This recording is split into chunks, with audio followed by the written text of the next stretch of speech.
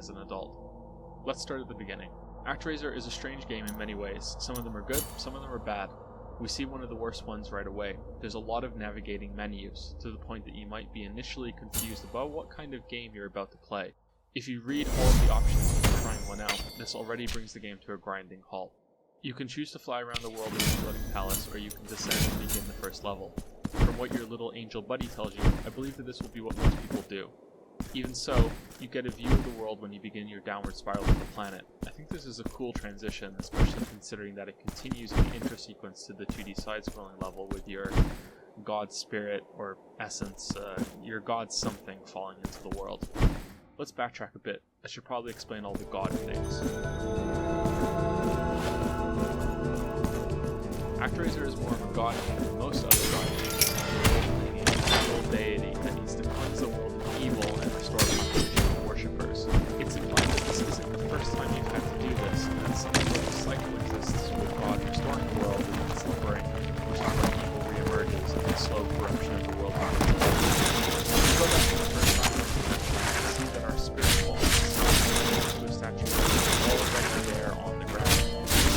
Story elements. I doubt it makes a whole lot of sense, but anyway, the idea that these statues are representing that worship you, that are now being lost to the evil free in the world. You're using a tool of your ancient subjects to purify this section of the planet. Unfortunately, when playing the game again for this video, I couldn't help but notice the resemblance it has to a crash test dummy, and now I can't unsee that whenever I play. The controls are standard. You can move left or right, you can jump, you have a sword, and you can attack with it. Later you get magic and can assign one spell to carry with you through a level. And that is it. That's all there is. There's no dash, no wall jumping or climbing, no charge attack, no sprinting, no Yoshi-like partner to jump on. There's only one power-up in the entire game, and it's rarely seen, maybe only twice throughout the game's 12 levels. Movement feels slow, and without an option to run or to change how far you can jump, it feels like you're playing Super Mario World with a broken controller that's stuck in walk mode. Let's look a little more at that. If you jump while moving, you are half committed to that jump. I say half because you have the option to sort of stop yourself, but not change direction completely.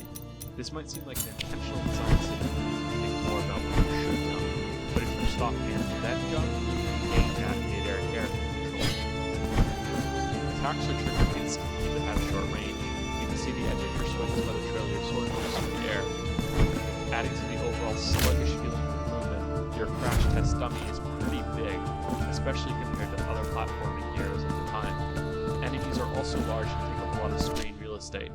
I'm going to hazard a guess that making the game look impressive was put slightly above the game feeling better to control. I think they succeeded there. Backgrounds especially look great for a game that's 25 foot old. Anyway, getting back to attacks, simple combat isn't necessarily a bad thing if the game is built around it, but I don't think ActRaiser is. Most enemies die in one hit. Sometimes they have range attacks that you can destroy by attacking projectiles in the air. Other times they can't be, and it'll still hit you. Some enemies do look like they had some thought put into them and require the player to rush forward and then duck under their attacks in order to kill them. But for every one of them, there's another that spawns a projectile right in your face while you're attacking, or will fly over you and drop another enemy that you need to dodge, avoiding the game's slow movement. If you've just committed to a jump, the game can be very frustrating. In what I think is one of the strangest decisions that the game is designed, it feels like the developers realized that frustration, and instead of tweaking the controls, decided to use inflate player health. Large portions of the game can simply be run through, and stopping to kill enemies is a choice because the invincibility grace period after being hit lasts long enough to keep crashing through. There's only one area in the entire game that requires you to kill an enemy to unlock the door. It's on the second level, and after doing it, the game never needs you to do that again. This also includes the boss fights, which will always have a full health restore before you fight them, which also incentivizes running through a level. I think that some amount of care was initially put into these battles because they have attack patterns that you can learn and avoid, and most of them are actually pretty fair and challenging if you choose to fight them like that. But all of them are better fought by just standing close and spamming attacks while tanking their hits. Later on, when you require magic, it becomes even easier because you're immune while channeling the spell. This can pull double duty then, both in dealing high damage to the boss, and also making you able to stand still and avoid all attacks that are thrown at you. It's a shame because the more I play it, the more I think this really was intentional. All the challenges could have provided the player was stripped in favor of a more accessible experience, one that's more in line with the city simulation sections. Clearly, a lot of care went into making these levels. They may not be much to look at now. You know what, fuck it. No, I still think they look pretty good. Maybe I'm being guilty of the very nostalgia I mentioned earlier, but I can see this game fitting right in with some of the indie platformers being released today. ActRaiser might be better than some of them.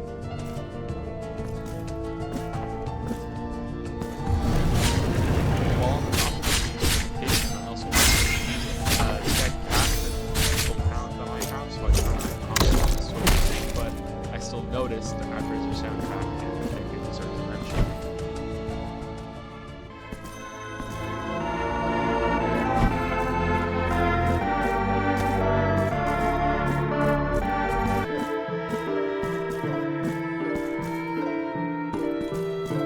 Penitente, tened a vuestro bien recibir este obsequio, que una cándida voz en sueños me pidió que os entregara.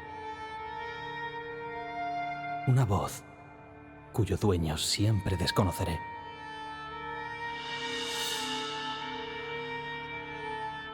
Oh, corazón que descendéis del cielo, ¿qué queréis de nosotros?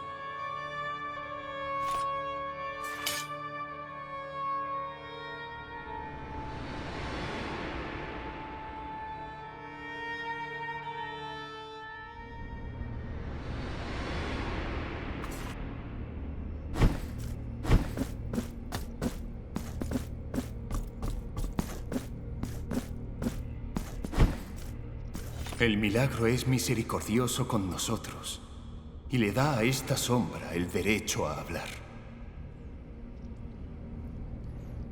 Nunca comprenderé qué encumbradas razones me eligieron para presenciar y narrar los hechos en los que el milagro intentaba regresar a nosotros. Pues largas eras han pasado desde que nos había abandonado.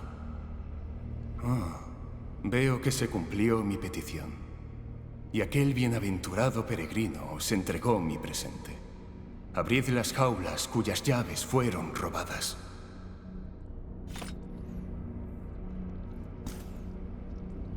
Paloma, que del azabache tomáis el color, abandonad ahora vuestra cárcel de oro.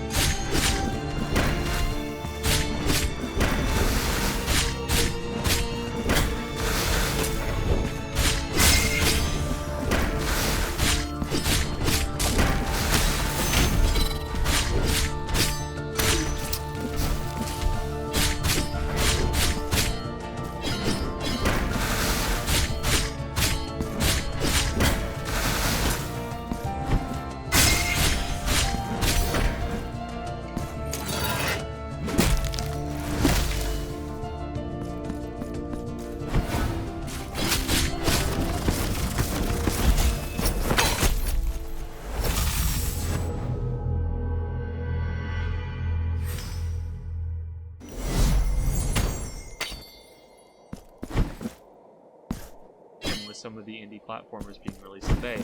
ActRaiser might even look better than some of them.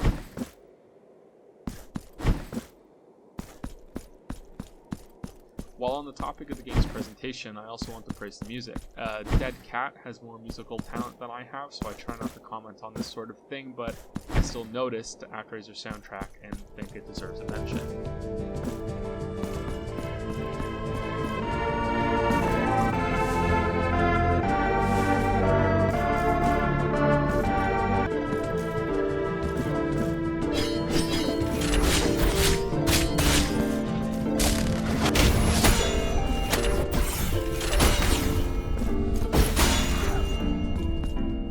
Although this little jingle it plays after beating the game is questionable.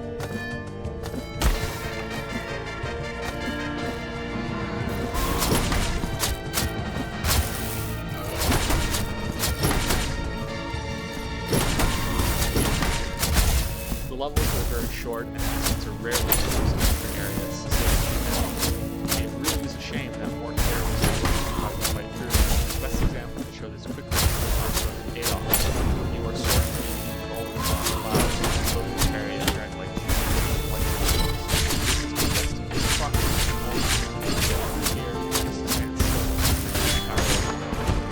other problems with the game explained by the enemies common found in games at the time. Levels have a time limit. Why? Because Super Mario World has one. Enemies also respawn if you turn around and go back. Both of these features heavily punish players who want to explore.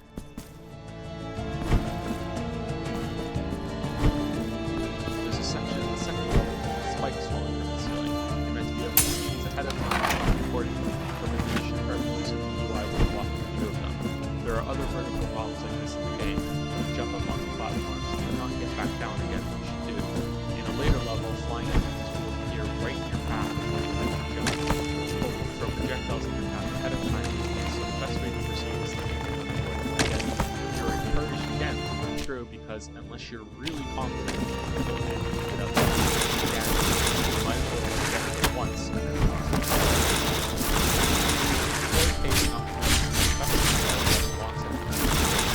This is a cheat game on that like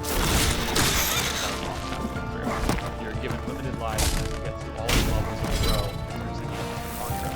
Enemy health is being obviously double.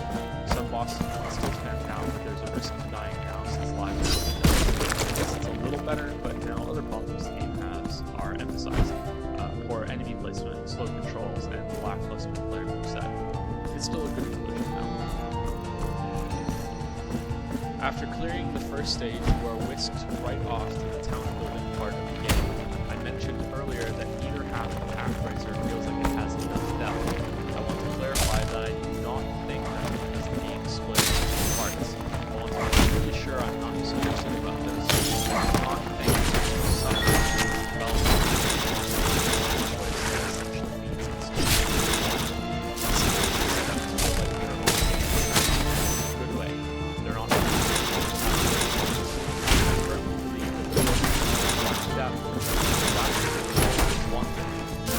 besides from very enjoyable and simple made for children in mind. As a child, I thought it was the greatest thing ever. There's just enough complexity to casual play through fun, and playing God by striking down lightning to clear bushes is a cool moment. You can express changes in the environment and then watch your pen throw to fill those areas you cleared for it. Sadly, the game is marred by menus. Casting stop. Some throw a list of spell pads and then move over to the spell you want. Then there's a confirmation box. Then you need to fly your angel helper over to the area. Then you need to cast a spell, and although it looks cool the first few times, once you realize that progress is paused, all this happens, it can make the process feel very slow. Double this if you try to cast a spell without having the power to do so. You have to go through the game telling you what a horrible person you are for not waiting long enough. And for this reason, that increasing the game XP is the best thing you can do. Waiting. There's a lot of it in this part of the game. As you can see, the area is quite small and split into square tiles to encourage your kind of build through. Another menu that also pauses progress allows you to select which tiles you'd like your people to build on next. There are houses next to the tiles constructed. Wait for new homes to be built, roads,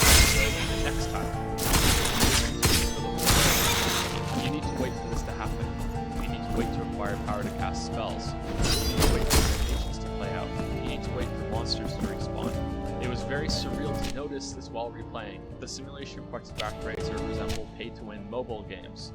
There are monster lairs in each area. The ones in this first section are fairly simple. Each time you kill one, you gain spell power and also send a soul to the town hall that can be used to create people that go out and build the houses. I can almost see it.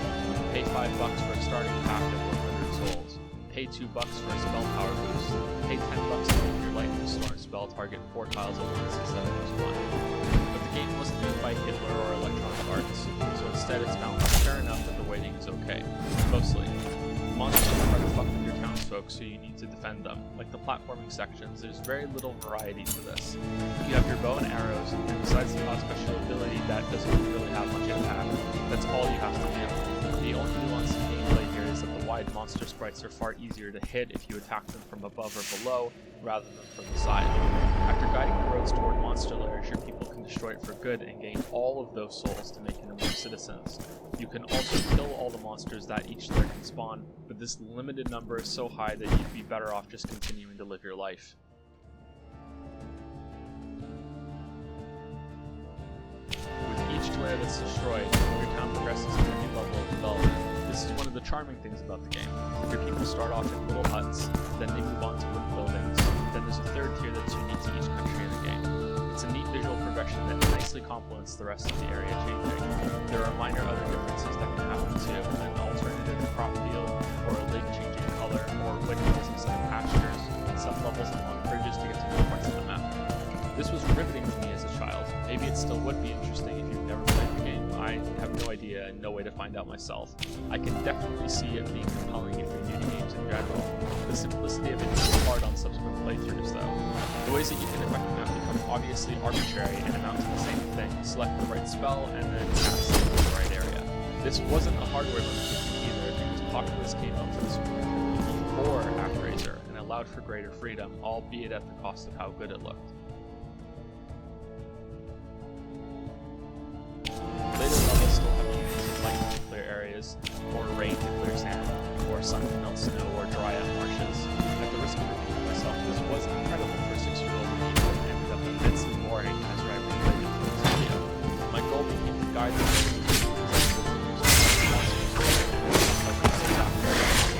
difficulty suffers. You cannot fail at building. Your angel has a health bar so you can't attack it. There's no game over. You don't die. People rush out to build and fight so. The way that monsters stop respawning after you destroy a lair means that building becomes easier as time goes on. Each town has 2 leaders that you can talk to. Each time this happens, you're given a mission. I know it's unexpected, but they want to talk to you. This becomes hilariously inaccurate after plenty of time. Gameplay is interrupted to slow down the talking. Sometimes they have requests that are inconsequential. Going on the first level, a fire breaks out and you're asked to pray to stop it. If you fail, it doesn't matter. Some levels request things that all the not the same thing. Most changes is with more enemies and challenges to the player with perhaps a better menu system. These god spells can be tied into fighting monsters and attack them down. However, I have to remind myself that this is going beyond what the developers wanted. It's meant to be simple. It's meant to be simple. The roads you create are walk to a grid, and then the houses are built for you, or even in spite of you later in the game. All the monsters are dead, and you just let them continue to run with the population down the street. Leveling in the game is done like this, tied to the world's population. Leveling increases your average health and platforming skills. That spells are also discovered by using the passes to your town. The most important of these upgrades are the scrolls.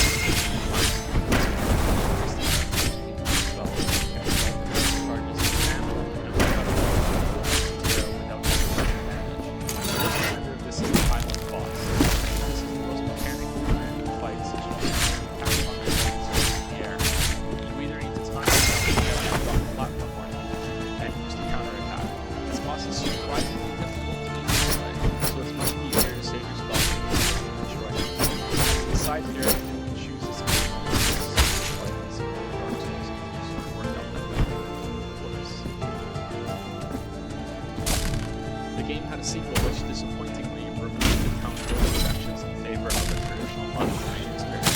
It's also a terrible game in my opinion, but I give it a chance. It's a real shame because, judging by the simplicity of the first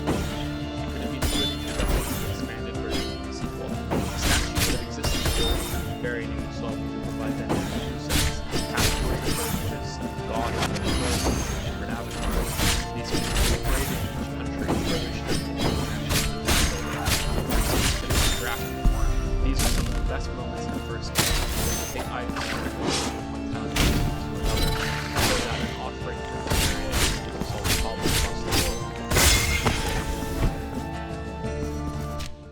You can connect the first two countries to the road, but never expands on this idea. Even if you forget about a sequel, I'm surprised this idea hasn't been done in a more recent game, as it could be interesting. Today, the concept is moving very far, with trade systems between countries and problems to solve on a worldwide scale. Cities could be larger, have more customization. More platform levels could be present for the player to solve problems, or find items and upgrades that could then trigger your angel helper in front of each time.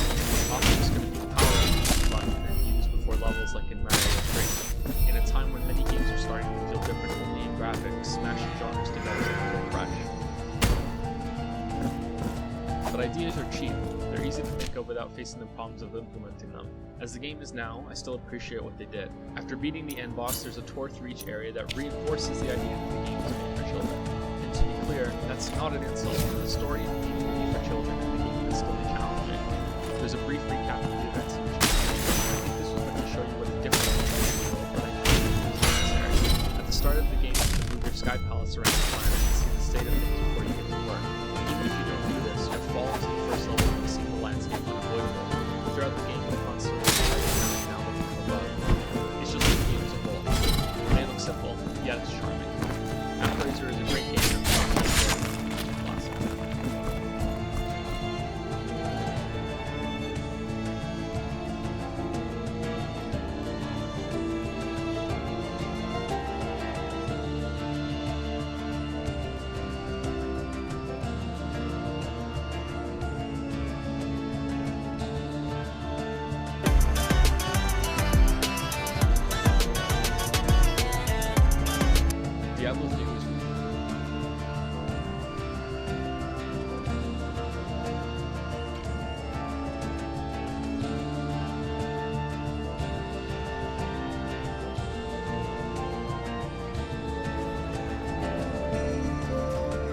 So this video is on Tomb Raider, which may be confusing to some people for two reasons.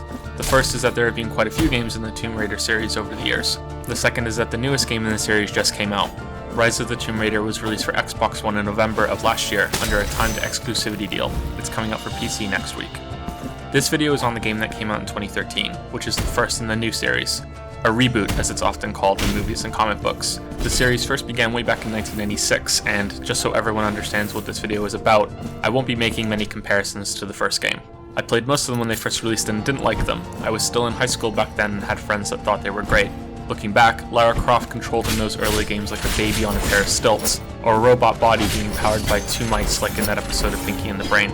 Not to say that's strictly a bad thing. Part of learning that game was mastering its initially awkward controls. It simply wasn't my thing, and I preferred other games that released at the time. The only reason I bring it up is for the sake of acknowledging that the series has a long history, and so that it's better understood how big of a change the reboot brought. The shift to something a lot grittier and mature was intentional, and it's hard to ignore the influence that games like the Uncharted series must have had on the reboot. I don't want this video to be overly long since it's mostly laying down a foundation so I can make an informed look at Rise of the Tomb Raider in February. That said, this game is pretty good. Judging by reviews, the sequel is even better, so the first game deserves at least some time devoted to looking at its successes and failings before it's overshadowed by the latest entry in the series. If you've watched my Fallout 4 and Diablo videos, then you know I'm very particular about stories. Many critics fall into the trap of having a hyper-focus on inconsistencies in narratives, and lording themselves over plot holes to make themselves feel smug. I know I'm not above this. I've done it in the past and I'll do it again in the future. It's something I've accepted about myself, but the concession I try to make is to meet the story halfway and consider two things. What sort of story is the game or movie trying to tell? Is consistency even important to that narrative? And secondly, even if it is important and the lack of it has destroyed that story, what else is there to enjoy once you've amputated it from the rest of the game? I remember the marketing for Tomb Raider showing it as a more serious take on Lara Croft. This was an origin story and a reboot in one, showing her struggle through some crazy, over-the-top action sequences, but still trying to be more believable at its core. The game ruins this within the first minute of gameplay. The opening cinematic shows Lara on a ship that quickly gets into trouble and is wrecked. She falls into the sea and is nearly killed as she is swept onto the island that the ship has crashed into. She is then knocked out by some unknown assailant and taken prisoner in a nearby cave.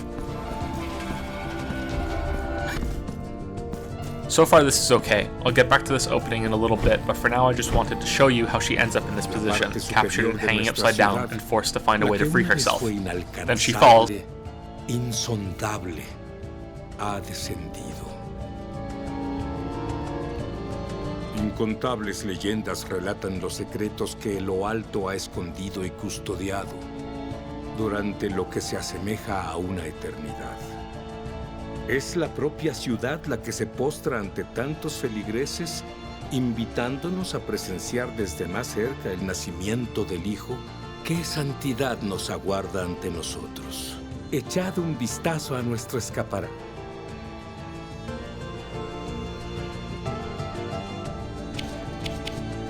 No nos quedan más... Volved más tarde, pues.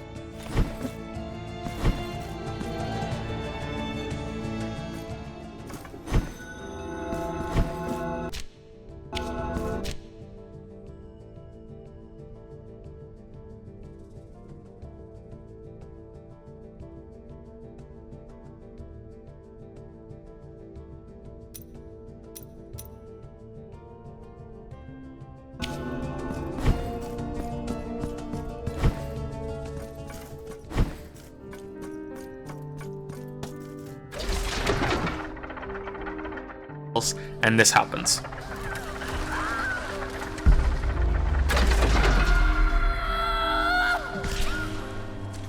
Your character takes a lot of damage in video games.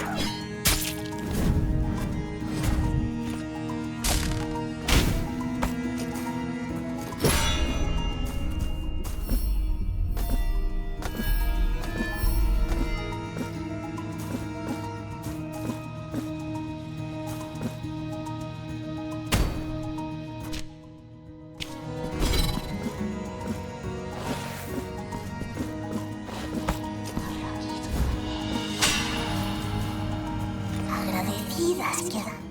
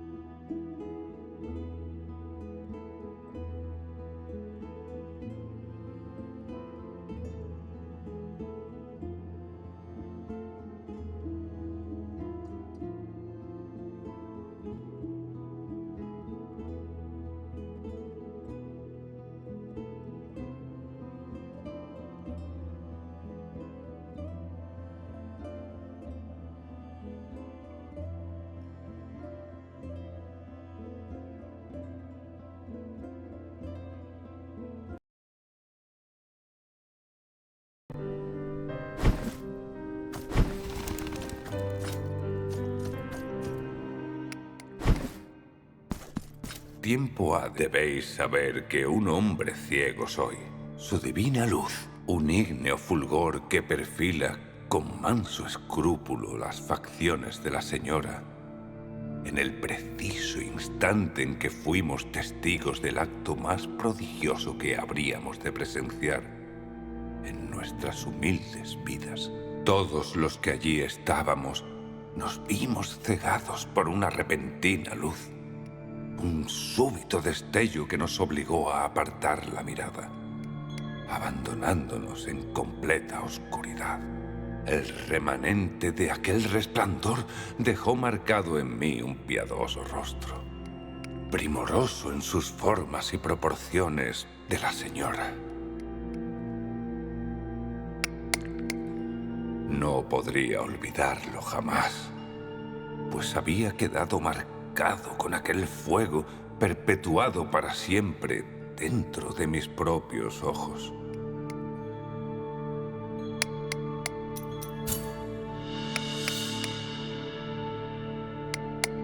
Esta gubia, tan precisa como delicada, es sin duda la más adecuada para esta noble madera. Tenéis mi gratitud.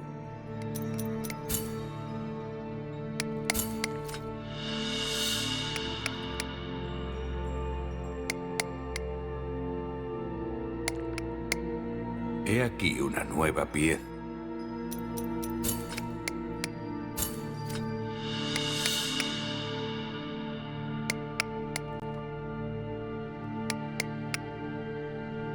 He aquí una.